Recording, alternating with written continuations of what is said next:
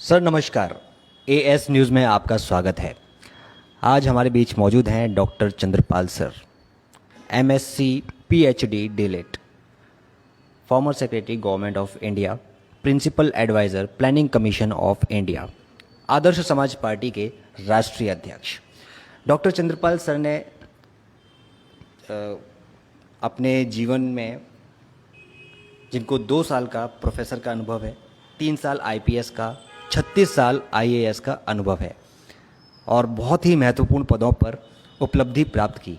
सामाजिक और सांप्रदायिक सद्भावना बनाने के संबंध में सांप्रदायिक दंगे रोकने के लिए गाज़ियाबाद में कलेक्टर के रूप में श्रीमती इंदिरा गांधी की राजनीतिक हत्या से उत्पन्न कानून व्यवस्था को प्रभावी ढंग से नियंत्रित किया था। तत्पश्चात पूर्व प्रधानमंत्री श्री चरण सिंह जी ने आपकी निष्पक्ष चुनाव कराने के लिए बहुत ही प्रशंसा भी की थी। आपने खूंखार अपराधियों को सीतापुर और गाज़ियाबाद में जेल में भिजवाया था। जब आपका ट्रांसफ़र गाज़ियाबाद से हुआ था तो वहाँ की जनता द्वारा हाथी पर बैठाकर विदाई दी गई थी और सम्मान में ये नारा भी बहुत ज़ोर शोर से लग रहा था कि कलेक्टर कैसा हो, चंद्रपाल जैसा हो, कलेक्टर कैसा हो, चंद्रपाल जैसा हो। शायद जनता में अब देखना ये चाहती है कि यूपी का सीएम का जो इलेक्शन आने वाला है, तो यूपी के सीएम के इलेक्शन के लिए सीएम कैसा हो, चंद्रपाल जैसा हो, जो अपराधी, भ्रष्टाचारियों और शोषण करने वालों के खिलाफ, जातीयता और सांप्रदायिकता फैलाने वालों के खिलाफ सख्त से सख्त कार्रवाई कर सके और निष्पक्ष जांच कर सके। सर, आपको क्या लगता है कि जो जनता आपके बारे में सोच रही है, आदर्श समाज पार्टी के बारे में सोच रही है, क्या आप उस पर भली भांति उतरेंगे, खरे उतरेंगे? और आपकी क्या व्यवस्थाएं हैं आने वाले समय में, जो सीएम के इलेक्शन है उसमें भी आपके क्या विचार हैं? कैसे आप दम ठम के साथ दोबारा से नज़र आने वाले हैं चुनाव में इस बार दोबारा से अपने आप को उतारने वाले हैं? जी सर, आपके कुछ महत्वपूर्ण सुझाव लोगों के लिए जो आप बताना चाहें। जी सर। अभी हाल ही में गाज़ियाबाद में हुए इंटरव्यू के कुछ अंश भी आप सुन सकते हैं। डॉक्टर चंद्रपाल जी को एक न्यूज़ प्लस चैनल के द्वारा एक इंटरव्यू लिया गया, जिसमें डॉक्टर चंद्रपाल जी ने काफ़ी सारे सवालों के जवाब दिए और अपने जीवन काल में जिस भी तरह से उन्होंने काम किया है, जितनी ईमानदारी से काम किया है, उसके बारे में भी न्यूज़ प्लस में इंटरव्यू में जिक्र किया है और आने वाले चुनावों के बारे में भी जिक्र किया है।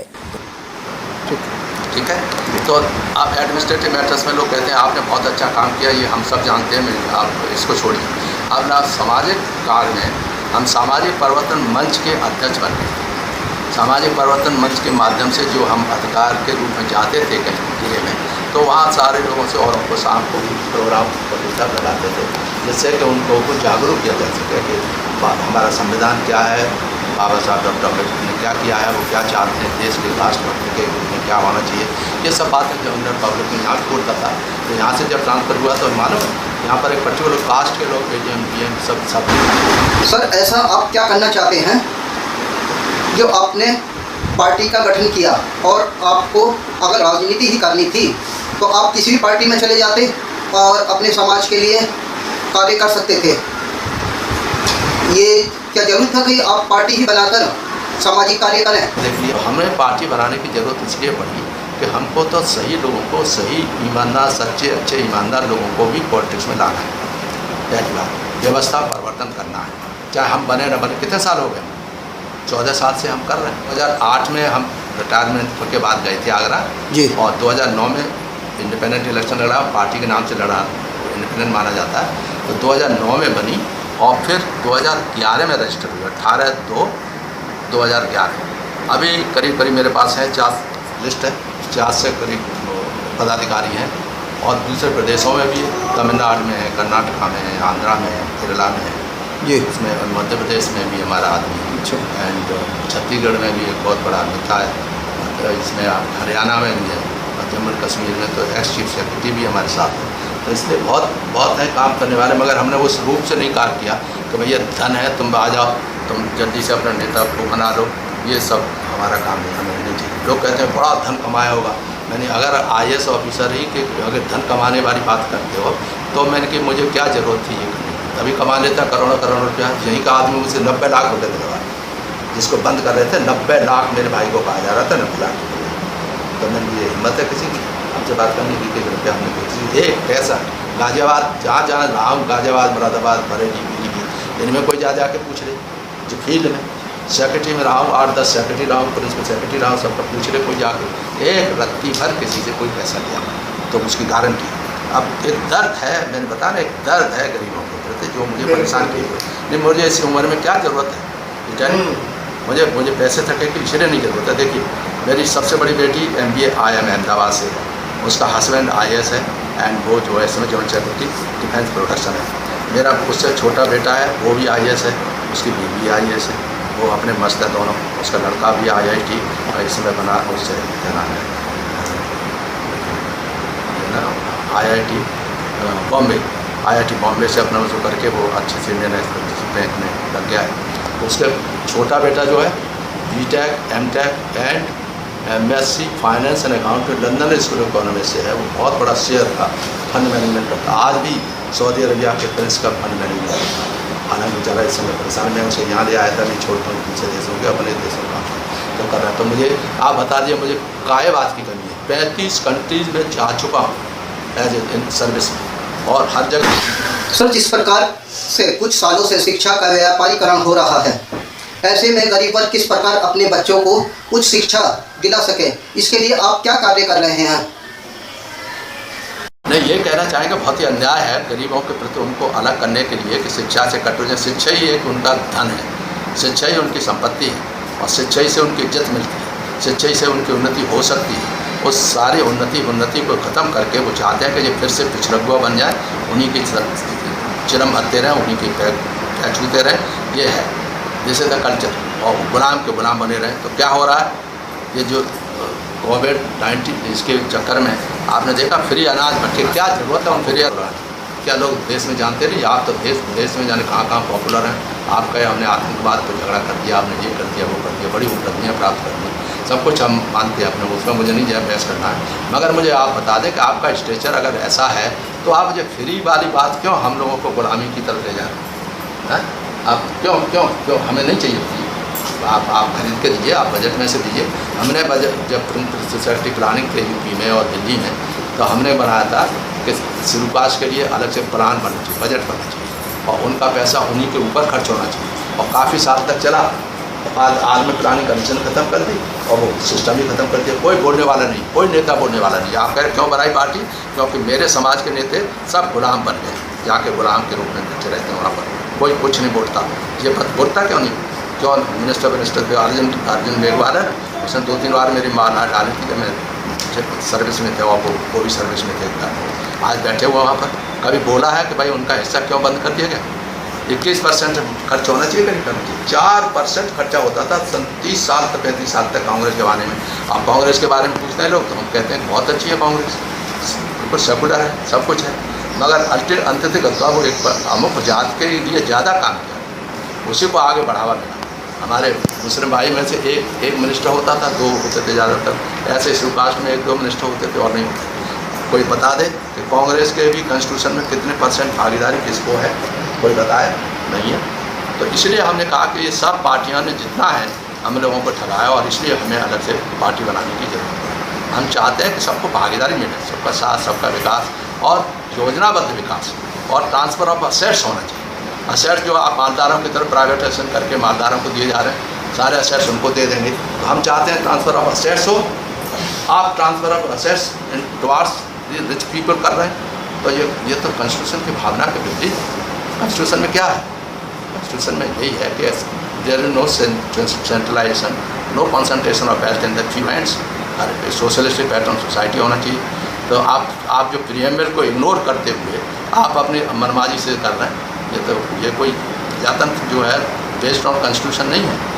इसको डिफरेंट आस्पेक्ट लिया जा रहा है। लोग इसलिए लोग कह रहे हैं कि indirectly this is the presidential form of government, indirectly presidential form of government कि जो एक आदमी चाहे वो होगा। और प्रेसिडेंशियल फॉर्म ऑफ गवर्नमेंट की कोशिश की थी बाबा साहब ने, प्रेसिडेंशियल फॉर्म ऑफ गवर्नमेंट नहीं चाहा। उन्होंने कहा इस देश में प्रेसिडेंशियल फॉर्म ऑफ गवर्नमेंट नहीं हो सकती। यहाँ पर तो प्रजातंत्र ही सूटेबल है।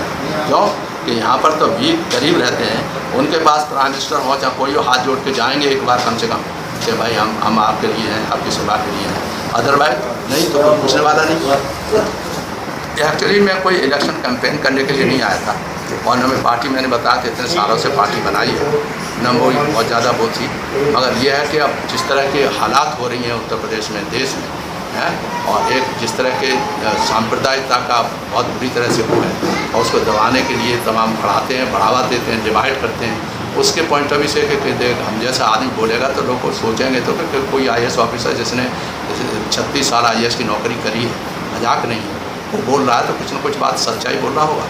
हाँ, तो इसलिए इसकी पार्टी बनाने की, और उद्देश्य यही है कि जन पूरे ज़िले में, जैसे मैं गाजियाबाद कलेक्टर रहा, मुरादाबाद में ADM रहा, फिर बरेली में ADM रहा, सिटी मजिस्ट्रेट रहा, पीलीभीत में रहा, DM सीतापुर रहा, विभागाध्यक्ष 8 रहा, 8 विभागों का विभागाध्यक्ष रहा, डायरेक्टर ट्रेनिंग एम्प्लॉयमेंट तो ट्रेनिंग की पूरी प्राथमिकता दी, खादी ग्राम उद्योग रहा तो खादी की ट्रेनिंग की दी। ये MSME गवर्नमेंट ऑफ इंडिया है तो MSME चला रहे हैं, जो सब मेरा बना हुआ है। फिलहाल सबको भागीदारी मिलनी चाहिए, ये मुख्य मुद्दा ये है कि हमें इज्जत मिलनी चाहिए, सबको सब, ये देश सबका है, किसी एक का देश नहीं है, और किसी एक कास्ट का देश नहीं है कि वो अपना सुप्रीम पोज करता रहे और जो वो चाहे वो मान लें। तो हमने तो बड़ा चैलेंज के साथ किया है। हमारे पास ठीक है फौज नहीं है, मेरे पास धन नहीं है, जी मैं मानता हूँ, मेरे पास तो किताब ही नहीं है, तो मेरा कोई गॉड फादर है, मगर मैं अकेला ही टच करके रखूँगा जब तक जीवित हूँ, तब तक ये अन्याय देश में नहीं होने देंगे।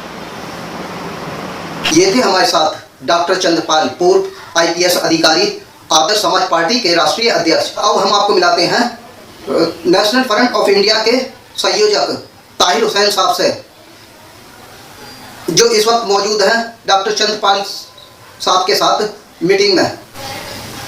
वकील साहब, क्या आप और डॉक्टर साहब मिलकर कुछ नया कार्य करने जा रहे हैं, या केवल एक ये मुलाकात भर है, और यहाँ इनकी बातों से आपको क्या लगता है? मुझे इस मीटिंग में आज जो इनवाइट किया गया जनाब यहिया कुरैशी साहब के माध्यम से, और गैबाना तारुफ कराया गया हमारे चंद्रपाल साहब, जो आदर्श समाजवादी पार्टी के आदर्श समाज पार्टी के राष्ट्रीय अध्यक्ष हैं। लेकिन जो इनकी परिचय कराया गया, जो तारुफ कराया गया इनकी गैर मौजूदगी में, उससे कहीं बढ़ चढ़ करके मैंने मिलने के बाद हम प्रभावित हुए। सबसे बड़ी बात यह है कि इन्होंने पूरी ज़िंदगी समाज सेवा में गुजार दिया। एक सरकारी अधिकारी होने के बावजूद, नौकरशाह होने के बावजूद भी इनके अंदर एक दर्द रहा। वो दर्द आवाम की दर्द, आवाम को सुख सुविधाएं देने की दर्द, जिसकी वजह करके इनकी बातों से ऐसा लगा कि ये सर्विस में रहते हुए भी इनके बीच और अन्य मंत्रियों और विधायकों और MPओं के बीच में जो है इनकी एक टकराव होती रही, और जिसका नतीजा ये हुआ कि जब ये सेवानिवृत्त हुए और रिटायरमेंट के बाद इन्होंने इस पार्टी का जो गठन किया है, और जो हमारी बात हुई, तो बात जो हम आज सन 1999 से जो हम लेकर चल रहे हैं दर्द कि समाज में हर जाति हर धर्म के लोग रहते हैं, और इस समाज को अपराधियों ने, वोट के लुटेरों ने समाज को जाति और धर्म के नाम पर विभक्त कर दिया है, बांट दिया है। अब जो बांट दिया है तो इंसान इंसान के बीच में खाई हो गया है। लेकिन उसी का नतीजा है कि आज़ादी के बाद से लेकर के अब तक उन्हीं लोगों को सत्ता का सुख भोगने का अवसर मिला जो अब मैक्सिमम अपराधी किस्म के रहे, पूंजीपति रहे, वर्चस्वकारी रहे। ऐसे लोगों ने सत्ता का सुख भोगा। अब ऐसी स्थिति में हमारी और इनकी विचारधारा ये मिल रही है कि भाई एक ग्रुप के आधार पर, यानी अगर मुस्लिम हैं, सिख हैं, ईसाई हैं, या शेड्यूल कास्ट, शेड्यूल ट्राइब, या बैकवर्ड जो भी हैं, इन या फॉरवर्ड में भी जो भी हैं, चाहे वो ठाकुर हों, ब्राह्मण हों, कास्ट हों, जो भी हों, तो इनकी एक ग्रुप के आधार पर इनकी हिस्सेदारी और भागीदारी की बात होनी चाहिए सत्ता। इसको आज तक मानने के लिए कोई तैयार नहीं है। ना तो कांग्रेस ने इतने दिनों तक शासन किया, ना तो कांग्रेस ने माना, ना ही ये जो मिडिल क्लास की छोटी छोटी पार्टियां जो है नौ धनाढ्य बन गई, यानी धनों का अर्जन करके धन के ऊपर फन काट करके बैठ गए, चाहे वो समाजवादी हो या मायावती की पार्टी हो या अन्य कोई भी और भी स्टेट में बहुत सारी, चाहे वो बिहार की सरजमीन हो, चाहे नीतीश हो, लालू हो, जो भी हो, इनकी पैदावार जो हुआ। तो ऐसी स्थिति में हमारी इनकी ये विचारधारा मिलता जुलता है कि एक आवाम की दर्द, इंसानियत की दर्द हमारे अंदर होनी चाहिए, और एक इंसान दूसरे इंसान के अधिकारों का हनन ना करे, ऐसा कोई कर्तव्य ना करे जिससे कि किसी के अधिकारों का हनन हो। सबको अधिकार मिले, सबको जो है संविधान के, जो हमारे डॉक्टर भीमराव अंबेडकर साहब ने जो संविधान के निर्माता रहे हैं, उनके अकॉर्डिंग टू संविधान का सम्मान होना चाहिए, और उसी प्रेम्बल के अकॉर्डिंग टू हमें जो है हमारे भारत के नागरिकों को जो है प्राथमिकता मिलनी चाहिए। तभी जाकर के हमें मूल रूप से आज़ादी का मकसद पूरा हो सकेगा। अन्यथा हम जो है खोखले हैं, और हमारा जो है एक तरह से पूंजीवाद, अपराधीकरण, ये सभी मिलकर के हम पर हावी है, और इसके संगठित करने के लिए हमें ज़मीन तक जाना पड़ेगा, आवाम को डोर टू डोर जाकर के समझाना पड़ेगा, और उनकी राजनीतिक चेतना बढ़ानी पड़ेगी। ये राजनीतिक चेतना नहीं बढ़ाना चाहते हैं, ये चाहते हैं कि ये सिर्फ वोटर रहें और हम इनके शासक रहें। तो ऐसी परिस्थिति में हम चाहते हैं कि हम आदर्श समाज पार्टी से मिल करके जो है अपनी विचारधारा को आगे बढ़े, और हम इनके साथ हमेशा कदम ब कदम मिला करके चलना चाहते हैं। आदर्श समाज पार्टी